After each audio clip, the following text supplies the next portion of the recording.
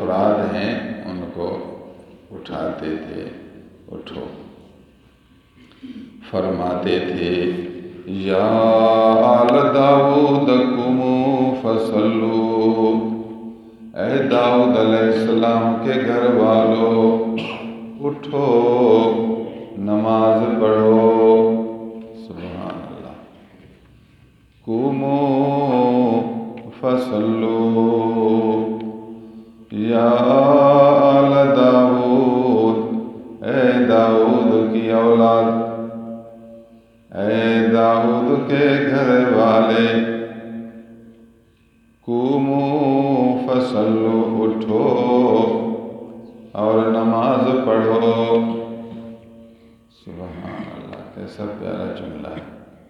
ان کو اللہ پر یقین تھا، ان کو یقین تھا جنت پر، آخرت کی زندگی پر، جس طرح ہمیں دنیا کی زندگی پر یقین ہے نا، نبیوں کو، ایمان والوں کو آخرت کی زندگی پر یقین ہوتا ہے کہ آخرت حق ہے، اس کے لیے تیاری خود بھی کرتے ہیں، اپنے گھر والوں کو بھی تیاری کراتے ہیں۔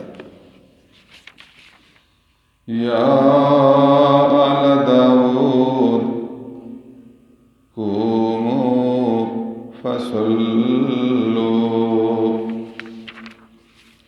معلوم ہوا اپنے گھر والوں کو اٹھانا اچھا طریقہ ہے،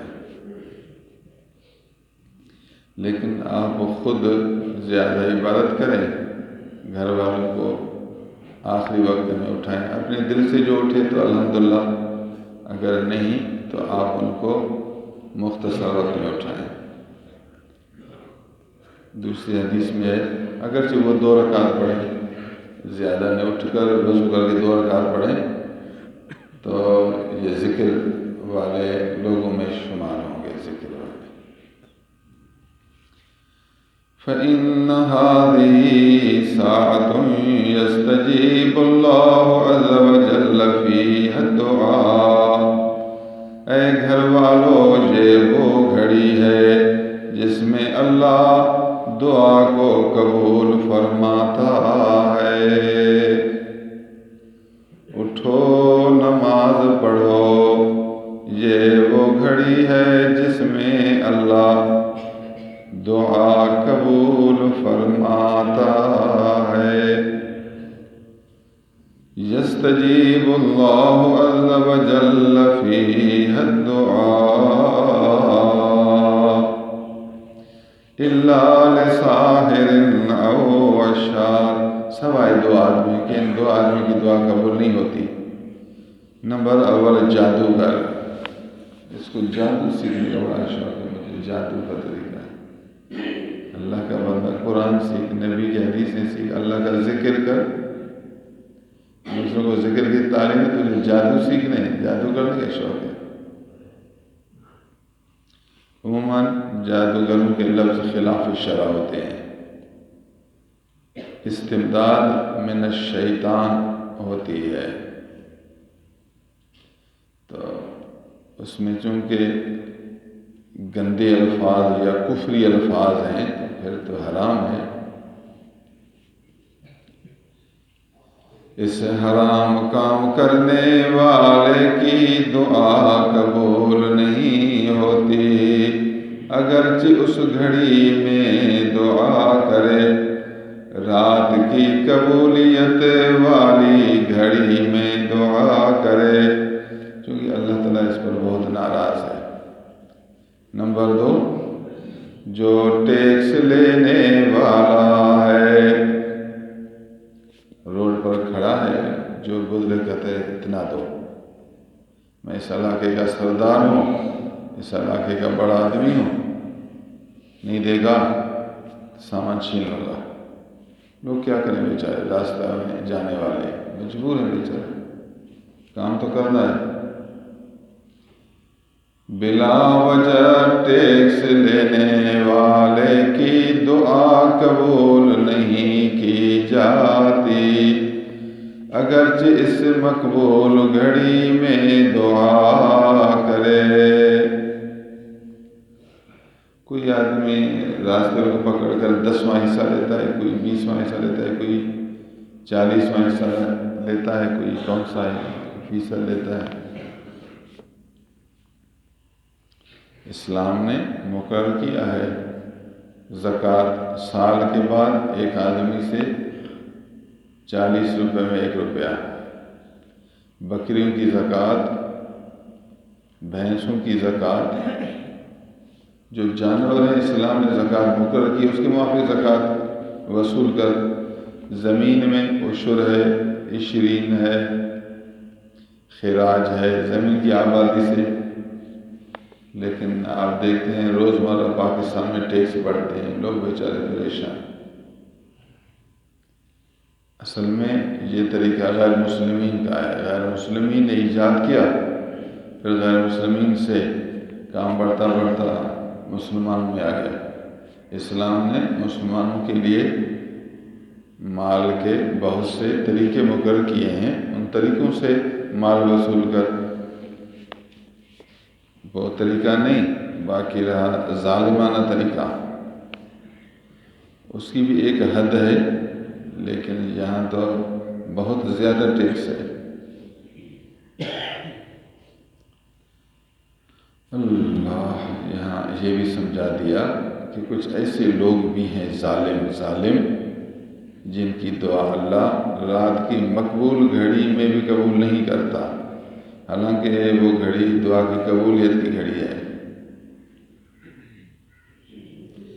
خلاصہ یہ کہ حضرت داؤد علیہ السلام نبی ہیں، بادشاہ ہیں، پیسے والے تھے، یعنی جی ہم مجبور ہیں، مصروفیت ہے، کام بہت ہے، اب کیسے عبادت کریں؟ اللہ کا بندہ داؤد علیہ السلام سے زیادہ آپ مصروف تو نہیں، وہ تو ملک کے بادشاہ تھے، بادشاہ پر بہت ذمہ داریاں ہوتی ہیں،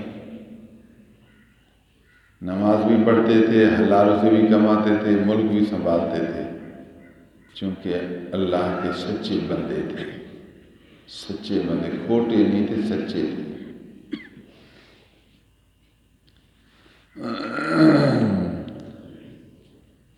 اللہ حضور صلی اللہ علیہ وسلم فرماتے تھے افضل الصلاة بعد المفروضة صلاة فی جوف اللیل، فرض نماز کے بعد نوافل میں سب سے بہترین نماز آدھی رات کی نماز ہے۔ رات کے درمیان، رات کے حصے میں نماز پڑھنا سب نوافل سے افضل نفل ہے، سب نفلی عبادتوں سے افضل عبادت ہے۔ فرض سنت مؤکدہ کے بعد، فرض واجب اور سنت مؤکدہ، یہ واجب سنت مؤکدہ اور فرض کے مددگار ہیں عبادات میں، وظائف میں۔ فرض، واجب اور سنت کے بعد آپ جتنی بھی عبادت کریں گے، اشراق ہو، چاشت ہو، اوابین ہو، اس کے علاوہ دیگر نوافل، سب سے افضل وقت رات کا وقت ہے۔ آدھی رات میں اٹھے پڑھے بہترین ذکر ہے، اللہ کو راضی کرنے کا بہت بہترین طریقہ، اللہ کا محبوب مقرب بننے کا بہترین وسیلہ ہے۔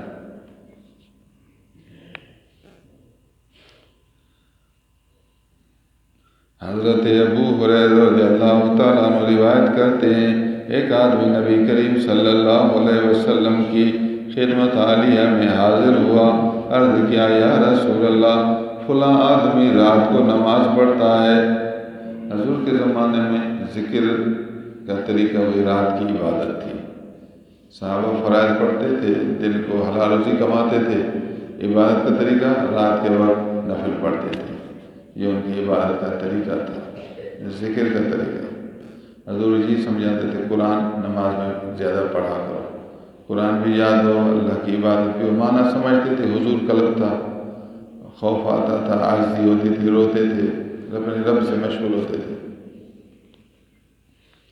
ایک آدمی حضور کی خدمت میں آیا، عرض کیا یا رسول اللہ فلاں آدمی رات کو نفل پڑھتا ہے لیکن جب صبح ہوتی ہے تو چوری کرتا ہے۔ دن کو چوری. عجب ہے اس آدمی کا، نفل بھی پڑھتا ہے رات کو، اتنا بہترین عبادت کرتے ہیں اور دن کو چوری کرتا ہے. حضور صلی اللہ علیہ وسلم نے اس آدمی کو کیا جواب دیا؟ حضور کا جواب سنو. فقال انہ ستنہاہ ما تقول، اے اللہ کا بندہ، یہ جو رات کو نفل پڑھتا ہے، یہ نفل اس کو چوری سے ان قریب روک دے گا. نفل پڑھ رہا ہے نا، چوری بھی کر رہا ہے، صبر کرو، نفل نہ چھوڑے، نفل نہ چھوڑے، ذکر کرتا رہے، نفل پڑھتا رہے، عبادت کرتا رہے. یہ بات آہستہ آہستہ اس کے دل میں اثر کرتی رہے گی. خدا کے سامنے قرآن کی تلاوت اس کے دل پر اثر کرتی رہے گی. عبادت اندر میں اپنے اثرات ڈالتی رہے گی. ان قریب گناہ سے توبہ کرے گا، وہ دل میں جو اثر آئے گا پھر اس کو حالت پیدا ہوگی، چوری سے بچ جائے گا. سبحان اللہ. حضور نے کیسا اچھا وظیفہ بتایا. تہجد پڑھنا، نفل پڑھنا، رات کے وقت عبادت کرنا تجھے گناہوں سے بچائے گا. مختلف گناہ ہوتے ہیں، یہ ایسی نیکی ہے جو گناہوں سے بچاتی ہے. سبحان اللہ. حضور صلی اللہ علیہ وسلم نے ارشاد فرمایا، جو آدمی اپنی بیوی بچوں کو رات کے وقت جگائے، دونوں نماز پڑھیں، 2 رکعت ہی صحیح ہے، زیادہ نہ پڑھ سکیں تو کم از کم 2 رکعت، دونوں میاں بیوی دونوں ذاکرین و ذاکرات کی فہرست میں لکھ لیے جائیں گے. قرآن میں ہے وَالذَّاكِرِينَ اللَّهَ كَثِيرًا وَالذَّاكِرَاتِ أَعَدَّ اللَّهُ لَهُم مَّغْفِرَةً وَأَجْرًا عَظِيمًا. اللہ تعالیٰ نے ذاکرین ذاکرات کی فضیلت بیان کی. حضور نے فرمایا مرد اور بیوی دونوں رات کے وقت اٹھیں، زیادہ نہ صحیح 2 رکعت نفل پڑھیں تو اللہ تعالیٰ ان کا نام ذاکرین و ذاکرات میں لکھے گا. مرد ذاکرین کی جماعت میں اور خاتون ذاکرات کی جماعت میں. اٹھنا، جاگنا، پھر اٹھنا، پھر وضو کرنا، پھر مصلی پر آنا، پھر 2 رکعت پڑھنا، یہ سارا کام ہے نا. کتنی سہولت ہو گئی. زیادہ نہ صحیح اٹھو 2 رکعت پڑھو. اگر آپ کو مجبوری معذوری ہے، آپ کی طبیعت صحیح نہیں، پیٹ خراب ہے، یا آپ کہتے ہیں میرے لیے مسائل ہیں، تو آپ آ کر مصلی پر بیٹھیں، تسبیح پڑھیں. بے وضو کی حالت میں آدمی نماز نہیں پڑھ سکتا، تسبیح تو آپ پڑھ سکتے ہیں. یہ بھی سبحان اللہ، لا الہ الا اللہ، لا الہ الا اللہ. اللہ کو عرش پر جلوہ افروز دے کر اللہ کی تعریف کرتے ہیں، لا الہ الا اللہ. کچھ تسبیح پڑھو، پھر حضور کے روضہ مبارک کو سامنے تصور کر کے صلی اللہ علی النبی، صلی اللہ علی النبی. سبحان اللہ. نمبر 3 استغفر اللہ، استغفر اللہ، استغفر اللہ. نمبر 4 اللہم ارزقنی حب شیخی، اللہم ارزقنی حب شیخی، یا اللہم ارزقنی حب عبادک الصالحین، اللہم ارزقنی حب عبادک الصالحین. اے اللہ مجھے اپنے نیک بندوں کی محبت نصیب فرما. اے اللہ مجھے اپنے پیر کی محبت نصیب فرما. یہ 4 وظیفے کیا کرو، معمول بناؤ، روزانہ معمول بناؤ.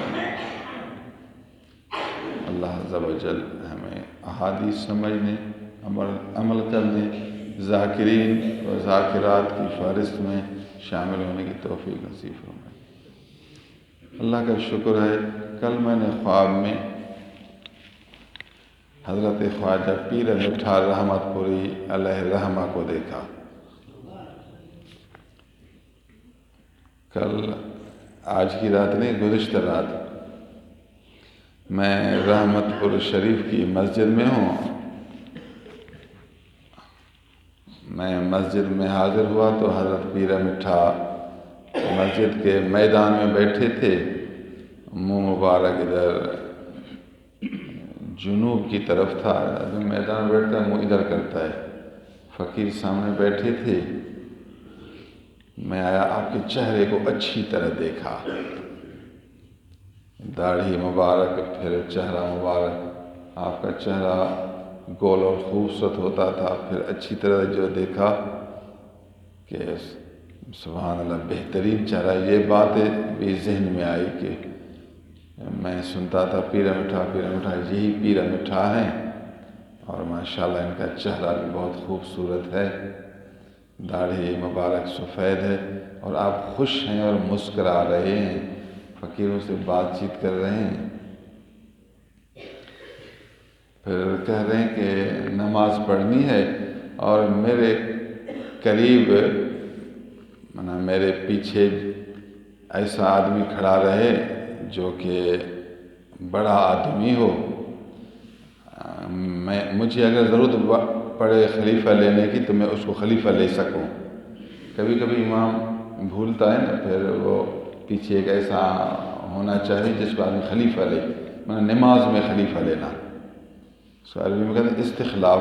آپ کا ارادہ یوں تھا کہ میں ابھی نماز پڑھوں گا، لیکن میرے پیچھے قریب ایسا آدمی ہو جو میرے خلیفہ بننے کے قابل ہو، اگر میں نماز میں مجبور ہو جاؤں، معذور ہو جاؤں تو اس کو خلیفہ بنا سکوں، وہ میری جگہ نماز پڑھائے۔ تو آپ نے کہا کہ بڑا آدمی، تو میرے ذہن میں یوں ہے کہ مطلب آپ کا خیال تھا کہ عمر میں بڑا ہو۔ تو فقیر چپ تھے، میرے خیال میں آیا کہ میری بھی داڑھی سفید ہے، میں کچھ بولوں۔ کسی اور نے میری طرف اشارہ کیا یا میں نے خود، میں عرض گزار ہوا حضور میں بھی عمر میں بڑا ہوں، میری داڑھی بھی سفید ہو۔ فرمایا ہاں آپ آ گئے ہو، ٹھیک ہے ٹھیک ہے، آپ میرے پیچھے آؤ، آپ میرے خلیفے بنو، میں نماز پڑھاؤں گا۔ تو جب آپ نے مجھے دیکھا تو بہت خوش ہوئی، گویا ایک آدمی کو نیا دیکھے تو بات یاد ہے اور خوشی اس کو خوش ہوئی۔ بس ٹھیک ہے بس آپ ہیں، آپ بھی میرے خلیفے بنے۔ تو نماز شروع ہو گئی، میں آپ کے پیچھے کھڑا ہو گیا۔ اس کے بعد پھر شادی خواب پورا ہوا، بیدار ہوا تو خوشی سے بات ہوئی، تو آپ کا پورا چہرہ، چونکہ میں نے توجہ سے چہرہ دیکھا تھا، خواب میں نے ارادے سے دیکھا تھا، آپ کا چہرہ گول، وہ پورا چہرہ پوری صورت دل دماغ میں منقش ہو گیا، جم گیا، جو اب تک وہ صورت میرے سامنے ہے کہ الحمدللہ میں نے ایک اللہ والے کا چہرہ مبارک اچھی طرح دیکھا اور اس سے لطف بھی حاصل کیا، اور پھر آپ نے ہمیں دینی کام میں اپنا خلیفہ بنایا۔ خواب ہیں تو تعبیر کے قابل، اس کے جتنے حصے ہیں سب محبوب اور پیارے ہیں۔ الحمدللہ کہ اللہ کے پیارے دوستوں کی زیارت بھی اللہ کی نعمت ہے۔ ناراضگی کی صورت نہ ہو، بزرگ ناراض نہ ہوں آپ پر، ہوں رضا کی حالت میں، جس بھی رنگ میں ہو، سبحان اللہ۔ وہ تو کل کی بات ہے، پھر آج میں نے اپنے پیر کی زیارت کی ہے، آج رات۔ بس وہ میرا ارادہ تھا کہ ایسے اچھے خوابات میں لکھے، یاد دہانی کے لیے اچھے اچھے خواب بہت دیکھتا ہوں، بس اب زیادہ ہیں چونکہ لکھ نہیں پاتا، بس کبھی کبھار ہو تو براد میں لکھتا ہے، پھر زیادہ بھول جاتا ہوں۔ کل بات بھول گئی، لیکن پھر آج دوبارہ جو اپنے پیر کا دیدار کیا، پھر دل میں آیا تو لکھنا چاہیے۔ حضور قبلہ عالم علیہ الرحمہ کو فقیر اکثر اوقات دیکھتا ہے، تھوڑا نہ زیادہ۔ آپ قبلہ عالم کی زیارت بھی ہوئی اور آپ خوش حالت میں تھے، فقیر پر مسرور تھے اور خوش تھے۔ اللہ تعالیٰ آج اس کو مشائخ کی خدمت کرنے، ان کے نقش قدم پر چلنے، ان کے حقوق پورے کرنے کی توفیق عنایت کرے۔ یہ جو میری خدمات ہیں، روزانہ میں اپنے والد صاحب کو دعا میں یاد کرتا ہوں، پیر احمد ٹھاکر اور جتنے مشائخ ہیں روز کوئی ایک دن خالی نہیں جو ہم اپنے مشائخ کو یاد نہ کریں. صرف منہ کی دعا نہیں، توجہ والی دعا، دیکھ کر دعا، سمجھ کر کہ میری دعا ان کو پہنچ گئی اور وہ خوش ہو گئے. اتنا انہیں یکسوئی اور رابطہ والی دعا ہوتی ہے. جب ہمارے ہدیے ان کو پہنچتے ہیں، یہ جو میں روز آپ کو سبق دیتا ہوں، یہ جو دین سمجھاتا ہوں، والد گرامی کو بھی ثواب ملے گا، پیر میٹھا کو بھی ثواب ملے گا، ہمارے اساتذہ کو بھی.